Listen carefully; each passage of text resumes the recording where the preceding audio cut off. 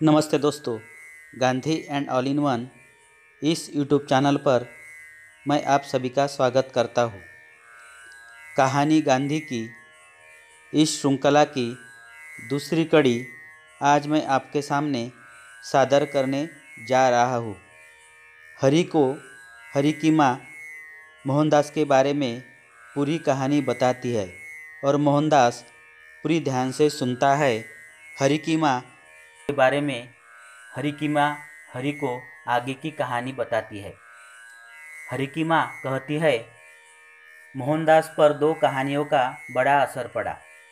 उनमें से एक राजा हरिश्चंद्र की कहानी थी, जिसका नाटक मोहनदास बार बार जाकर देखा करता था, और दूसरी श्रवण कुमार की। पहली कहानी इस तरह की है, राजा हरिश्चंद्र और साधु। कहते हैं, हजारों बरस पहले देश में एक बहुत सच्चा और दानी राजा था। एक बार उसकी नगरी में बड़ा भारी अकाल पड़ा। राजा ने अपना सब कुछ बेच कर प्रजा की सेवा में लगा दिया और खुद कौड़ी कौड़ी को मोहताज हो गया। ईश्वर की करनी देवताओं को भी उसी घड़ी राजा के धर्म और सच्चाई को परखने की सूझी। एक देवता साधु का भेष बदलकर राजा से भीख मांगने आया। घर में जो कुछ था राजा ने लाकर भिखारी को दे दिया। भिखारी ने फिर सवाल किया, तब राजा ने अपने दास दासी बेचकर दाम भिखारी के हाथ पर रख दिए। आगे जाकर भिखारी ने कहा, महाराज, मेरा काम इतने में नहीं चलेगा। तुम कहो तो पास ही जो डोम रहता है उससे जाकर भीख मांगू, पर मुझे शर्म आती है कि राजा के दर का भिखारी डोम के सामने हाथ फैलाए।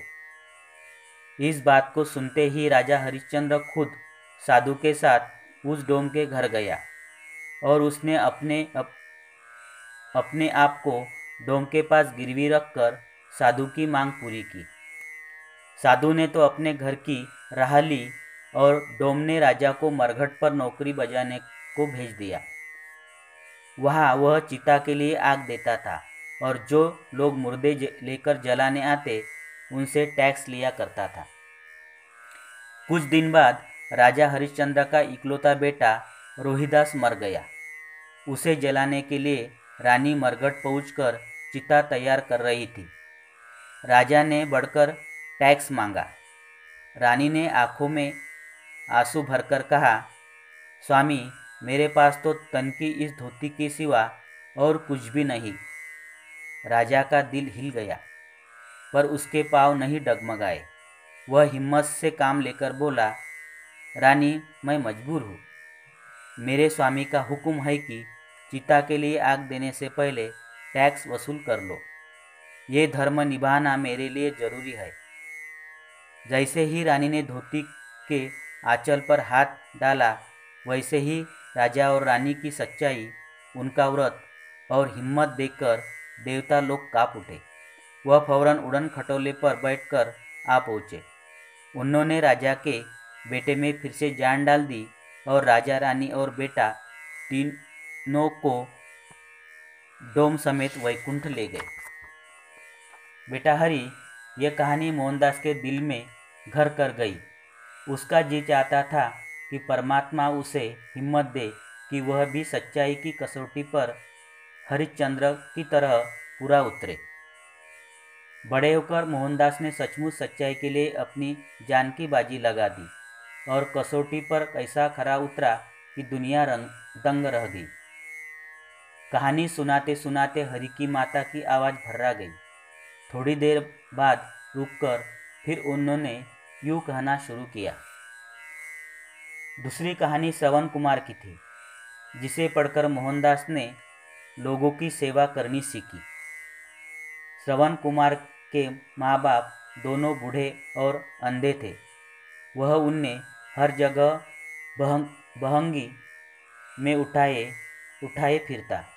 मेहनत मजदूरी करके वह उनका पेट पालता और हर तरह की सेवा करता। किस्मत का लिखा, दशरथ महाराज एक दिन जंगल में शिकार खेलने निकले। श्रवण नदी के किनारे अपने माँ बाप के लिए पानी भर रहा था। दशरथ ने दूर से श्रवण को हरिण समझकर उस पर तीर चला दिया। बेचारा घायल होकर दर्द से तड़पने और कहराने लगा, पर उस वक्त भी उसे अपने बूढ़े माता पिता का विचार सता रहा था। मरने से पहले उसने दशरथ ही के हाथ उन्हें पानी भिजवाया और कहा, जब पानी पिला चुको तब मेरे मरने की खबर सुनाना। दशरथ ने ऐसा ही किया। जब वह पानी पी चुके तब दशरथ ने श्रवण कुमार के मरने की सूचना दी। बेचारे बूढ़े और कमज़ोर तो थे ही, इतना रोए और इतना रंज किया कि वही ठंडे हो गए।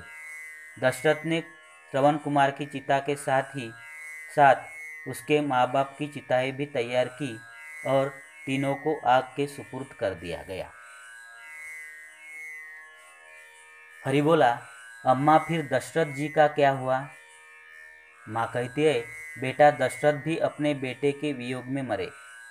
हरि बोला, अच्छा अम्मा, गांधी बाबा ने ये कहानी पढ़कर क्या किया?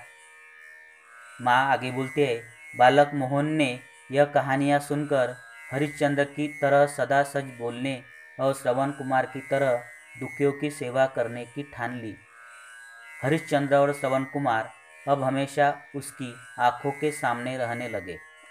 श्रवण कुमार ने तो माँ बाप की सेवा की, पर मोहनदास ने बड़े होकर करोड़ों इंसानों की सेवा में अपना तन मन धन सब कुछ नौछावर कर दिया।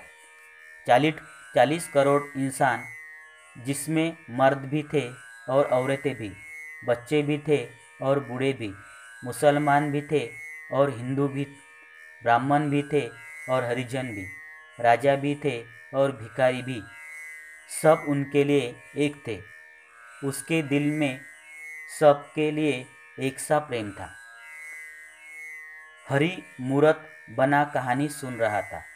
माताजी को ये देखकर बड़ा आनंद हुआ। फिर उस पर इतना असर हो रहा है जैसे एक एक बात उसके दिल में उतर रही हो। उन्होंने उठकर खिड़की बंद की, जिसमें से बड़ी ठंडी हवा आ रही थी, और फिर कहना शुरू किया। तो आज की कड़ी यहाँ समाप्त होती है। फिर मिलेंगे। नमस्ते, धन्यवाद।